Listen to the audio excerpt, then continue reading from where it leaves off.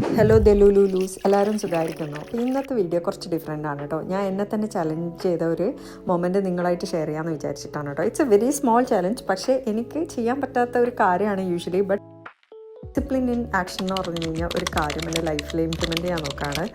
ഇത് 2026 എൻ്റെ ഒരു വിഷൻ കൂടിയാണ്.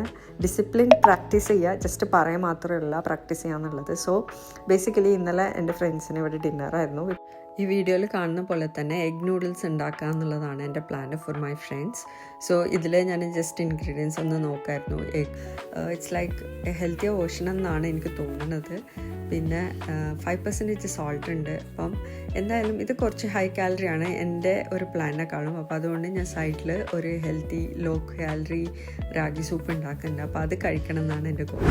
യൂഷ്വലി നമ്മൾ വീട്ടിലിങ്ങനെ ബട്ടറും ഗാർലിക്കൊക്കെ ഇട്ട് ആ ഒരു മണവും പിന്നെ എല്ലാവരും കൂടി ഇരിക്കുമ്പോഴുള്ള ചിൽ ടൈമൊക്കെ ആകുമ്പോൾ നമ്മളൊരു കൺട്രോൾ വിട്ട് പ്ലാനിലില്ലാത്ത മീലൊക്കെ കഴിച്ചെന്നൊക്കെ ഇരിക്കും. പക്ഷേ ഇന്നത്തെ എൻ്റെ ഗോൾ എന്ന് പറഞ്ഞു കഴിഞ്ഞാൽ എന്തായാലും ഇത് അച്ചീവ് ചെയ്യുക എന്നുള്ളതാണ്. അതായത് സ്മോൾ സ്റ്റെപ്പാണ്, ചെറിയ ചെറിയ വിഷയങ്ങളല്ലേ പിന്നീട് വലിയ ഇമ്പാക്റ്റ് നമ്മളെ ലൈഫിൽ ഉണ്ടാക്കണമല്ലേ.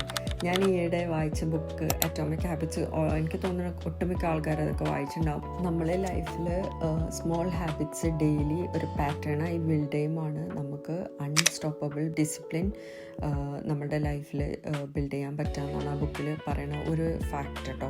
എന്തായാലും ഇന്നത്തെ എൻ്റെ ഗോള് ഞാൻ വിൻ ചെയ്തിരിക്കുന്നു. I skipped having that food which cost high calorie, low calorie deficit ഡിന്നറിൽ സ്റ്റിക്ക് ഓൺ ചെയ്തു. And it's like a win for me.